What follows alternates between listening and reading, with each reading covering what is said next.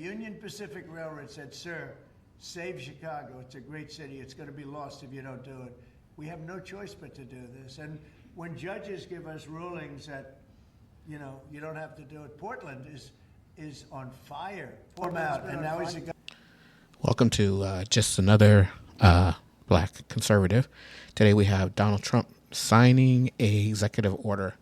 We're going to check this out and watch this video, and then I'll make my commentary. Please, if you like my content, just like and subscribe. It helps my channel grow and helps me bring more content to you. Let's go. Governor, and he should say, we'd love to have a safer place. Chicago's a great city potentially. I told you, the head of the Union Pacific Railroad said, "Sir, save Chicago. It's a great city. It's going to be lost if you don't do it." We have no choice but to do this. And when judges give us rulings that, you don't have to do it, Portland is on fire. Portland's been on fire for years. And actually, Portland is on fire, and it has been on fire for 180 days since Trump took office, and actually since ICE has been executing its duty within Portland, Oregon. They have been running around that city causing havoc since then. It's insane to watch, but yes, it's been happening. So let's let Trump keep talking. And not so much saving it. We have to save something else, because I think that's all insurrection. I really think that's really criminal insurrection. So I appreciate the question. These are unsafe places. We're going to make them safe. So you see what's going on in Memphis. Not pretty, but you know what? We're doing a pretty job, because it's going to be a very safe place in a little while. And the people of Memphis are so happy that we're there. And the people of Chicago. So you have black women with MAGA hats on in Chicago, all over the place. They want the guard to come in, or they don't care who comes in. They just want to be safe. And they really don't care. There was one woman, she was great today. She said, "You know what? I don't care if it's the National Guard, the Army, the Marines, the Air Force. I don't care who comes in, as long as we're safe." And that's the way most of the public feels. Even though Chicago keeps voting in these liberal people to run their city and their state, I think they're finally getting fed up. I've seen quite a few people in Chicago now wearing the MAGA hat and wanting to turn the city blue to try to fix some of the problems that are happening within the city. The crime, the illegal immigrants running wild in the city, and also just in general, the schooling system, everything. It's just a mess in Chicago. But let's keep listening. We're going to make Chicago really great again, and we're going to stop this crime. Then we're going to go to another one, and we're going to go city by city. We're going to have safe cities. And it was so great that we started with our nation's capital, one of the worst. So many people, every week somebody was killed. They'd come from Iowa, they'd come from Indiana, they want to see the Jefferson Memorial, the Lincoln Memorial. They want to see something, and they'd get shot. And you'd call their parents, "I'm sorry, but your son is dead." And they go, "What do you mean he's dead? Came to Washington, D.C. Not anymore. That's not happening anymore. We have a safe place. We have a safe capital. It's as safe as we have probably almost just about in the country." And if you look back 6 months ago, 7 months ago, this was a death trap. You look back during the Biden, what they did, how badly they managed things. And almost all of these cities, most of these cities are Democrat run. And we don't care, Democrat, Republican, we're going to make them safe.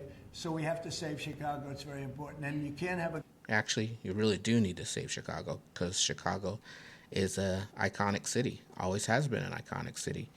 And the situation it's in now is just ridiculous. And someone has to do something. And I'm glad Trump is making an effort to do something in this city to try to get some order to what's happening. But let's keep listening. Governor getting up and saying it's good when 11 people were shot over a weekend. What?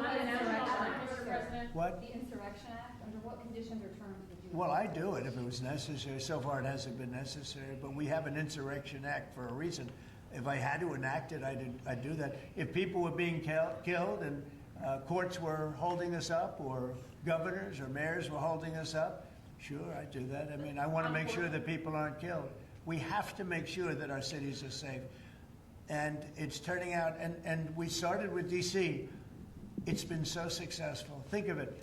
People wouldn't go to restaurants. The restaurants were closing. We were losing a lot of restaurants, as you all know. And now restaurants are opening and they're thriving. And I went 2 weeks ago and it was great. I'm going to go again. I felt very safe, very safe. Forgetting about guards and Secret Service, I would have gone. It would have been very safe. D.C. is a great, and look at the cleanliness of D.C. Look at how it's clean. You don't have tents all over the place. We had parks where you couldn't even walk. Exactly. And D.C. is the capital of the United States. There's no reason why there should be so much crime in the capital of the United States.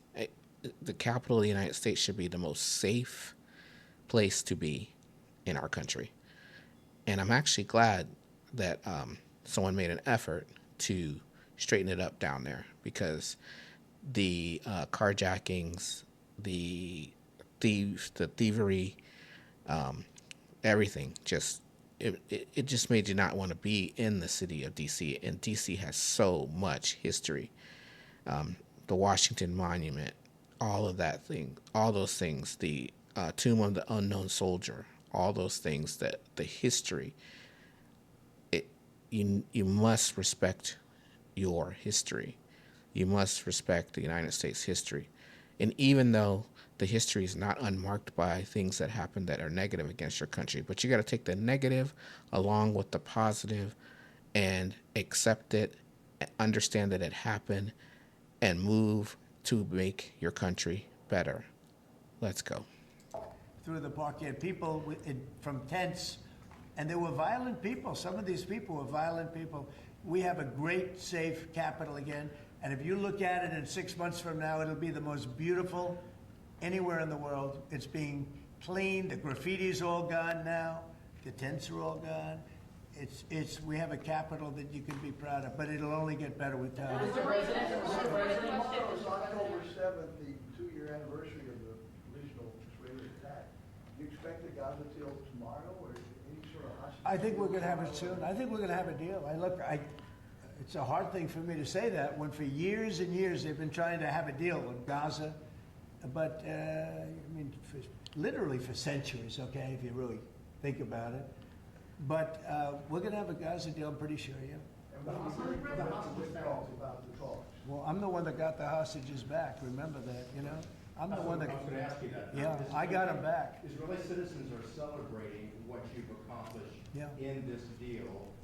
Should it come through, there will be a lot of celebration on the streets of Israel. The hostages' families, have they been in contact with you with regard to this deal that could happen? They're so happy about it. It's like they can't breathe. One said, "I can't breathe." It's very sad because you have hostages and you have people that are no longer living. But the parents, and I've said this to you many times, the parents want the bodies of their boy back, the bodies of their loved one back. In most cases, they're young men, and they're dead. And there's probably 32 or so, about that number. Nobody knows exactly what the number is. They want that body back as much as if their son were alive. I've been with them. Many have come to the White House, to the Oval Office. I've been with many of the people that I got released. We have a fantastic group working on it. Steve Witkoff has been amazing. Jared, I took Jared out because Jared's you don't find anybody more capable, and we have the A+ team working on it. I think we've made tremendous progress.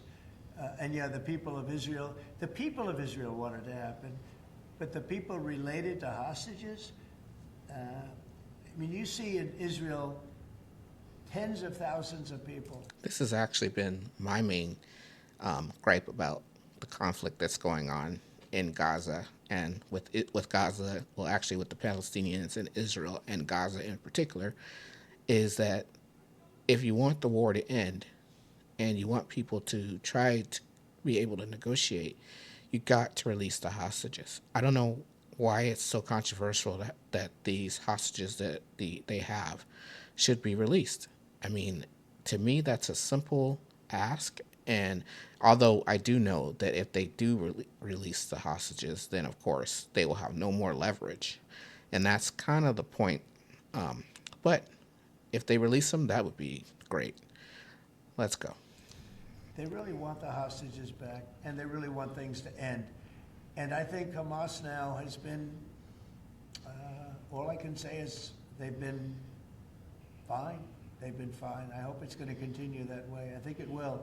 I really think we're going to have a deal. We have a really good chance of making a deal, and it'll be a lasting deal. We want to have peace. This is beyond Gaza. Gaza's a big deal, but this is really peace in the Middle East. And the amazing thing is we have every Arab country, every Muslim country, we have every country surrounding. They all want. I spoke with President Erdogan of Turkey. He's fantastic. He's been pushing very hard. He's a very powerful guy, and he's been pushing very, very hard to get this deal done. And Hamas has a lot of respect for him. They have a lot of respect for Qatar. They have a lot of respect for UAE and Saudi Arabia. We have everybody is on our side to get this deal done. There's never been anything like it. Nobody's ever seen it. There's always been like 80% of them don't want something done. I think virtually we even had a signal, a very strong signal, as you know, from Iran. They'd like to see this done. Mr. Yes. Mr. President, Governor Abbott offered up the Texas National Guard to that's good. Have you had any other conversations with other red state governors? Yeah, I have. They're willing to offer. Every one of them is willing to offer.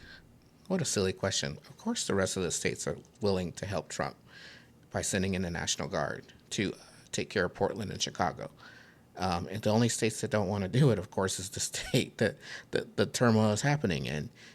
Oregon doesn't want to do it. Illinois doesn't want to do it. That's because those are liberal. I don't even know if I want to call them liberal. I'll just say progressive governors who think that they don't need the help, although the citizens that are living there, especially in the city of Chicago, definitely want help. Portland, I don't know. It's probably a different animal, but let's keep this going. Offer whatever we need. We thank Governor Abbott of Texas. Every one of the red state, as you call them, red state governors is willing to give whatever we need because they want our agents protected. You know, these ICE agents have a tough job. They have to go in and get, in many cases, stone cold criminals, hardened criminals, long-time criminals. And every essentially Republican governor has offered up whatever we need. And some Democratic governors also. Daniel? Yeah, Mr. President, thank you. A quick question on the subject of the order. The Biden administration, previously speaking, they shut down Alaska for business. You reversed that, reversed it on day one, you opened it up, going after all the critical minerals. This mission of yours, Secretary Burgum, Secretary White, to boost our own independent production of critical minerals, rare Well, it's earths. Can you necessary, just talk right? about how important that is over the next 4 years, sir? Well, it's very necessary. You know, in the past, we were able to go to other countries, buy whatever we want, but all of a sudden, if those countries are hostile, and by the way, China hasn't been. We've made deals with China. You know, they approved the TikTok deal. Everyone said you'd never get the TikTok deal approved. They approved it, and we have great people buying it. Big, strong American companies are buying it, the most prestigious companies there are, actually, and they're going to make sure everything's good. But President Xi was great. He approved it.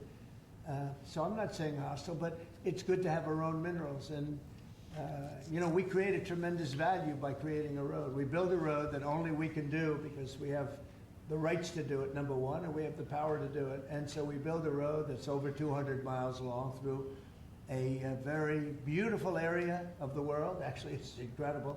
When you look at it, it's incredible. But a rough area from the standpoint of building. So we get a road done. And with that, we unleash billions and billions of dollars of wealth. It's pretty amazing when you think of it. And it's wealth that we need if we're going to be the #1 country. You know, we're #1 now with AI. You probably read. We're beating everybody with AI at levels that nobody ever thought even possible. And one of the reasons we are is because of energy.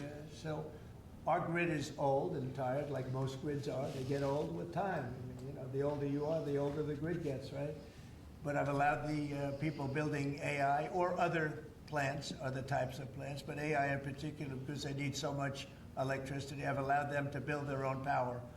And it's been amazing. They're building massive plants, and with the plant, they're building their own electricity. They've become a utility in a sense. I said, maybe you'll do better with the utility than you do with the AI. I don't know. But we're letting them build their own electricity. So we don't have to worry about the grid. We don't have to worry about anything. And they're going to build it in such a way that if they have excess capacity, they're going to put it back into the grid. It's pretty amazing. So when they build, we're giving them permits to build their own electric power plants, and it's incredible when you see what they're doing. And because of that and other things that we're doing, we're leading every country. Nobody's even close to us with AI. And AI seems to be the big thing. I don't know. I can't tell you that. There are a lot of people building, and a lot of people have high stock prices because of AI. So a lot of people think it's great stuff. And I think it's great stuff. I look at it, it's amazing what it can do. In terms of medical costs, in terms of knowledge, it's basically information, and information at a level that nobody thought possible before. So we'll see. But they're building plants where you saw the one overlay that I did where, in this case it's Meta, one of their plants is essentially the size, almost the size of Manhattan.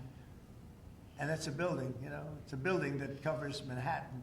So it's big stuff. And nobody's even close to us. We're leading AI by so much. Mr. President, Yeah, go ahead, please. Since the start of your administration, we've seen a lot more Americans wanting to join ICE. And as we're seeing more attacks on them right now, what's your message to rank and file ICE agents who are trying to do their jobs but are facing 1,000% increase in attacks? I love your questions, you know, I like you. So who are you with? I'm with NTD. Very I good. was the one who got mugged. You were the one, that's what I thought. You got mugged. You're not getting mugged anymore.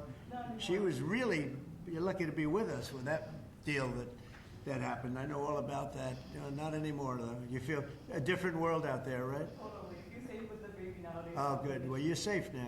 Nobody's going to be hurting you in any way. Thank you, Mr. President. Okay, thank you very much. Yeah. Thank you. So the bottom line on your question, we're just going to make things real safe. We're going to have a country that you can be proud of, not a country that you read about every day where somebody gets mugged from behind or hit over the head with a baseball bat. Those people aren't with us any longer. Yeah, please. Mr. President, yes. Thank you very much. Thank you, Mr. President. On today's call with Lula from Brazil, Yeah. are you considering lowering tariffs after the call? Well, I had a great talk with the president of Brazil, who's a good man. I met him actually at the United Nations. I was going up to make a speech, and I didn't have a teleprompter. I was walking up to my teleprompter. I said, I don't have a teleprompter. But just before that, I met with President Lula, and I found him to be very good. I mean, we had a very good talk for about, 2 minutes. And then I went up to make a speech, and I was surprised to see, how would you like that one, Doug? I've got every leader in the world sitting out there. My teleprompter isn't on. You know why, Daniel? Because it was a rigged deal. But fortunately, I made a better speech than I would have if I read it off a teleprompter, which is pretty easy to do. So it was quite a day. That was a big day. But we met, and we liked each other. And Trump cracks me up saying that the teleprompter was rigged at the United Nations. He's probably right. I don't know if he's right. He may be right. But it's funny that he chastises them consistently. Let's go. Yeah, we had a great conversation. Yeah, we'll start doing business. And are you considering traveling to Brazil for COP? At some point, I would, and he's going to come here. We talked about that. And a follow-up question on Israel. Israel government has been arresting and reporting activists that were traveling to Gaza. Today, Greta Thunberg, for instance, also some... Well, she's just a troublemaker, I mean, she's no longer into the environment, now she's into this. She's a troublemaker. She has an anger management problem. I think she should see a doctor. She needs anger. If you ever watch her, she's a young person. She's so angry. She's so crazy. Now you can have her. She's just a troublemaker. Yeah, please. The Supreme Court is back in its term today, Mr. President. and Say it. The Supreme Court is back in Yeah. session. They rejected today an appeal by Ghislaine Maxwell to overturn her conviction. That means her only chance of getting out of prison is a pardon from you. Is that something you're Who are we talking about? Ghislaine Maxwell. I haven't heard the name in so long. I can say this, that I'd have to take a look at it. I would have to take a look. Did they reject that? She wanted to appeal her conviction. I like when Trump always says he'll take a look at it. This is going to trigger Democrats, or actually progressives, liberals, whoever. It's going to send them into orbit because he said I'll look at it, instead of denying, or basically denying, because if he would have said yes, he would do it, that would also send him into orbit. But I think it's funny because he knows just how to troll. He's probably the best troller I've seen. It's hilarious. Let's go. And what They happened? said that they were not going to hear her appeal. I see. Well, I'll take a look at it. I will speak to the DOJ. I wouldn't consider it or not consider it. I don't know anything about it, so, but I will speak to the DOJ. Why would she be a candidate for clemency, sir? I don't know. I mean, I'd have to speak to the DOJ. I'll look at it. I have a lot of people have asked me for pardons. I call him Puff Daddy has asked me for a pardon. But she was convicted of child sex trafficking. Yeah, I mean, I'm gonna have to take a look at it. I have to ask DOJ. I didn't know they rejected it. I didn't know she was even asking for it, frankly. Right, tomahawk dishes, selling tomatoes, selling. Yeah, I've sort of made a decision, pretty much, if you consider. Yeah, I think I want to find out what they're doing with them. You know, where are they sending them, I guess. I have to ask that question. That war should never have started, would have never started. Such bad judgment was used there. I think on both sides, by the way. But nobody looks good with the war with Russia and Ukraine. Nobody. That's been a horrible. This week they lost over 7,000 soldiers between the two of them. This is every week they're losing 7,000, 8,000, 5,000. No, I know. No, I would ask some questions. I want to see what's. I'm not looking to see escalation.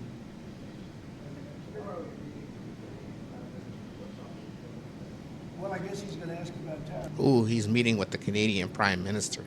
That's going to be fun to watch. I'm definitely going to be tuned into that, and I will definitely be making a video about that. So let's keep going. Because a lot of companies from Canada are moving into the United States, you know.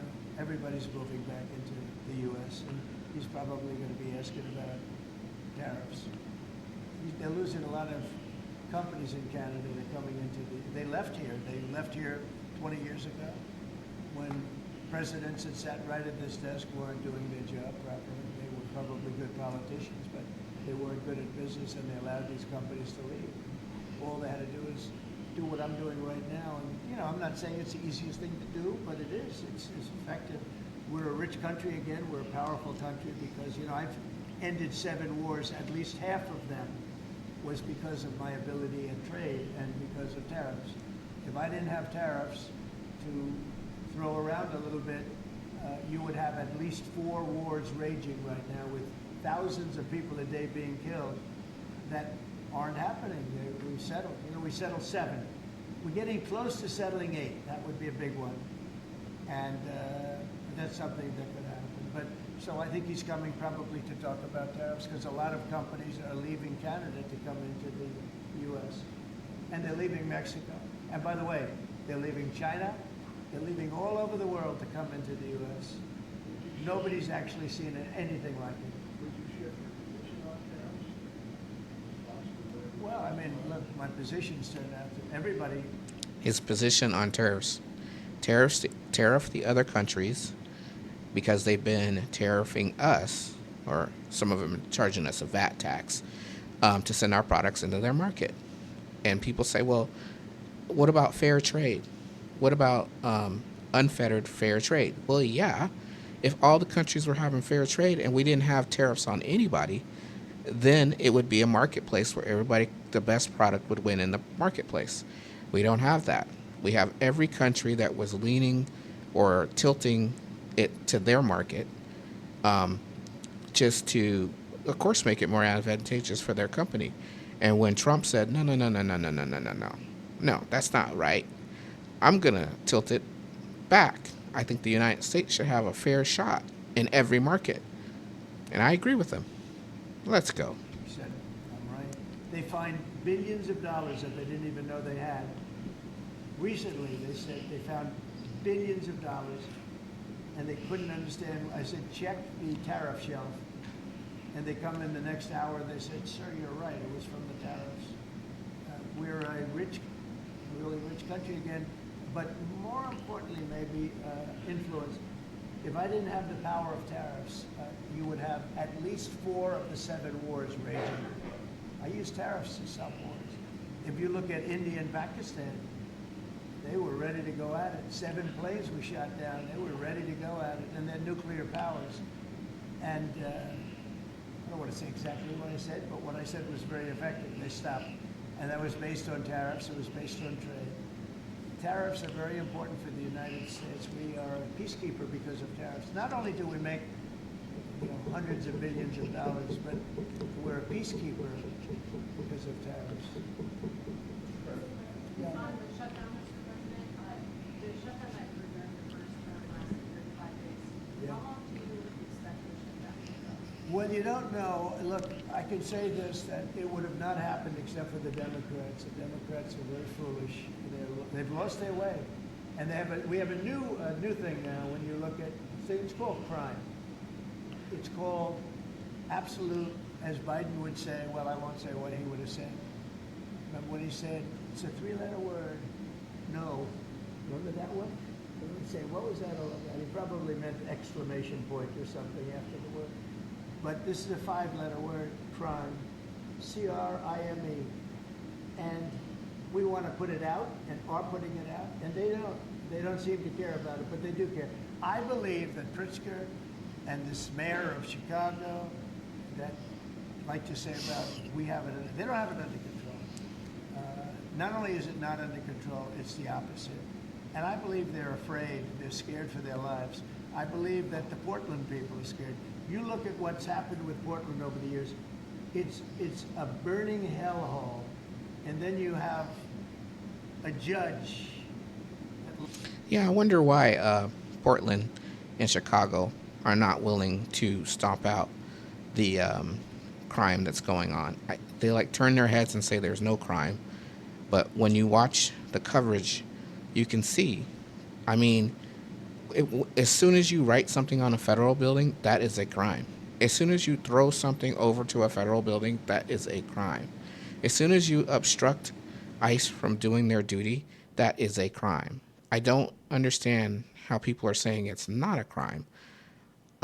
If anybody can tell me why it's not a crime, just drop it in the comments and we'll take a look at it. Let's go. Lost her way that tries to pretend that like there's no problem. Actually, she's not even saying that. There's a huge problem in Portland. I'll tell you what the problem is. Crime. Okay, crime. It's a huge problem in Chicago. It's called crime. And we want to put out the crime. And they want to inflame the crime. And why they want to, I don't know. But it could be that Pritzker is scared for his life. Yeah. You look at that judge on the UN. Do you have an update on the investigation into what happened to you after you went last month? And also, what's your message to Americans who are concerned about your and your family's safety as you're very out in public? Yeah, I am out there. There's no question about it. Well, at the UN, we had a problem with the teleprompter. We had another problem that nobody has actually talked about. The people in the room didn't hear my speech. Did you know that? The people in the room, they didn't have any loudspeakers, and they didn't hear my speech. And I thought I made a really good speech. I mean, considering Wow, I didn't know that. I didn't know they didn't hear his speech. Did they hear anybody else's speech? I mean, he was giving his speech. His teleprompter was broke, and no one heard it. I did not know that latter half of that. That's funny. Let's go. didn't have the use of teleprompter, which is unusual. But I made a speech. I could have walked off the stage. I guess most people, Doug, I think most people would have just said, we'll see you in about a half an hour, right? But, you know, they obviously turned off I think they turned off the teleprompter, but there was a reason that it didn't work. I actually know the reason. They didn't let the teleprompter person into the room, okay, which is essentially the same thing. So I made a speech. It turned out to be a very good speech, got good reviews. I went out to the audience after the speech. I saw my wife. I said, how good was that speech? Was that unbelievable or what? She said, I didn't hear a word you said. I said, what do you mean? She was sitting in the front. I said, what do you mean? She said, you couldn't hear anything that you said. the speaker's return now. So I think that's pretty bad stuff, right? You know, especially since we support most of the United Nations. I know we pay the biggest bill at the United Nations, and it's still a crap hole there. That's crazy. Let's go. And yet I still want to keep it in New York because I think the United Nations has tremendous potential. If properly run, the United States has tremendous potential. But think of this. I settled 7 wars. I never spoke to the United Nations about it, not one of them. You look at, and those were wars that were raging a long time, and in many cases. And I settled 7. I never heard from the United. They didn't help me. They should be able to settle the wars. I shouldn't have to be settling the wars. Yeah, please. Last week you signed the security guarantees for Qatar. Yeah. Do you see any role for the Senate in that? Do they have to vote on that, or do you think? Well, I wouldn't mind if they did. If they want to, they'd let me know. Nobody said that, but you know, Qatar's been very, very helpful to us in this process, and I think you'll find that. I think maybe the most influential. They're very influential, very strong. With Hamas, they're very strong, and Turkey's likewise been helpful. I mean, honestly, UAE, Saudi Arabia, everybody's been helpful. I just spoke today with the King of Jordan, and he's been terrific too. We have, I can't think of any country that's been negative about this. This is why it should happen. I mean, everybody wants it to happen. And usually when everybody, including, I think, Hamas, and when they want it to happen, it's going to happen. James Comey is being arraigned on Wednesday, obviously after his indictment. Are you worried that your own statements calling for his prosecution could help him actually in his defense of this case? No, I think he's a crooked guy. He's a dirty cop. Comey, I think he's a dirty cop. He's recognized by many people to be a dirty cop and dishonest guy. So all I have to do is, I mean, I have nothing to do with the case. I just say, But you good called luck. him Bondi to prosecute him in opposed No, to I don't call anybody. You know what? I'm allowed to do that if I wanted to do that. But Comey's a crooked guy. He has been for years. And he got caught. Look, he lied. This is just a simple case. He totally lied. And then he confirmed the lie on, I guess, numerous occasions, or at least one occasion. He confirmed the lie. He said, It's funny how reporters try to take up for Comey now. It's like it's a crime to lie to Congress. I mean, that's just it. When you take the oath and sit down in front of Congress, you're not supposed to lie. It's a law. But they give leniency to some people and say it's okay that they did it, and then they disregard some people, but then they want to persecute other people to the letter of the law. This is the essence of hypocrisy. Let's go. that's what I said, and I stand by it. And, you know, I mean, the guy, and he didn't say, to the best of my knowledge. He didn't say, well, I don't remember. He made a very definitive statement and a very important statement concerning him. And he got caught in an outright lie. And that's why a group of people, it wasn't me that voted, they voted to indict him. But he's a crooked guy, in my opinion, and we'll find out. The court's going to determine that in a little while, I guess. Yeah. President, do you expect to announce farm relief this week? Yeah, I'm going to do some farm stuff this weekend. You met with Yeah, members of please. the Navy yesterday celebrating It was their unbelievable. 250th. Can you talk about that? And as we get closer to America's 250th, you've initiated a prayer initiative as well. Yeah. Talk to me about both of those events and why they're so important, particularly the prayer initiative going forward to the. Well, we have, and we're dealing, as you know, with all of the different, and not just evangelicals, Christians. We're dealing with lots of different faiths, religions. And I felt for a long time that, you know, if a country doesn't have religion, doesn't have faith, doesn't have God, it's going to be very hard to be a good country. You know, there's no reason to be good. I want to be good because you want to prove to God that you're good, so you go to that next step, right? So that's very important to me. I think it's really very important. And yesterday was amazing. We went out. We went to the naval base, the largest in the world, actually, and I saw things that were incredible. The level of I don't want to use the word weapons, but they are weapons. Is the technology on these planes, or the carriers, and all of the different things that we saw. They gave us missile displays. They did the whole. I don't think they've ever done anything like it, but it was really impressive. the talent of the pilots where they can land. You know, the aircraft carriers look massive, but when you put them in the middle of like the Atlantic, or in this case, pretty far off the coast of Virginia, and it's sitting in a big ocean, and it was pretty calm yesterday, but it's still a little bit testy, right?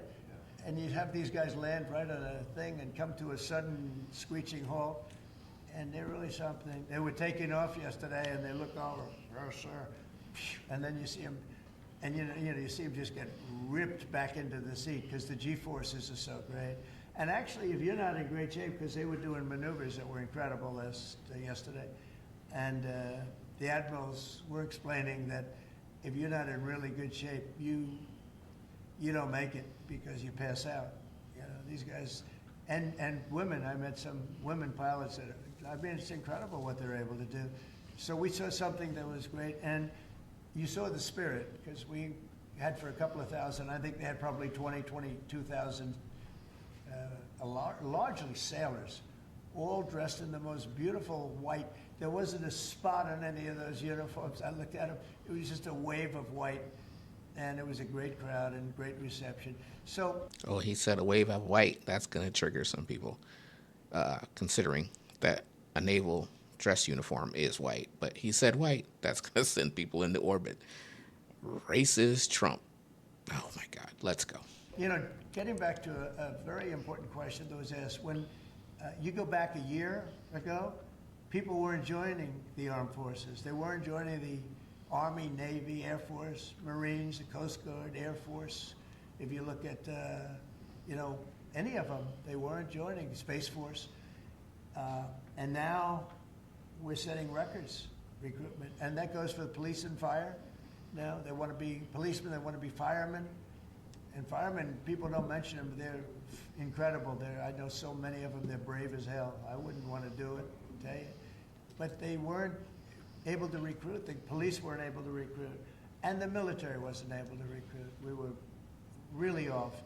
And I got elected, and it really started on November 5th. I got elected, and somehow the country developed a spirit. Financially, yes, but also with the military. And now we have record levels of people wanting to be in. Every force is filled. We have waiting lists to get into the Marines, to the Army, to the Navy, to the Air Force. We have Coast Guard. We have waiting lists to get in. It's amazing, actually, what's happened. We have a country it was a dead country, and I say it all the time. We had a dead country 1 year ago. Now we have the hottest country anywhere in the world. And it's nice to see you. I've watched you for years on television, so it's nice to meet you. Thank you very much, everybody. Thank you, press. Thank you, press. Thanks for hanging out with me here at Just Another Black Conservative. I like to give you the full video so that you can watch it in context, because I don't like to watch people chop up videos and you don't get the full context of what the president was saying. Thanks for hanging out, and I'll catch you on the next video.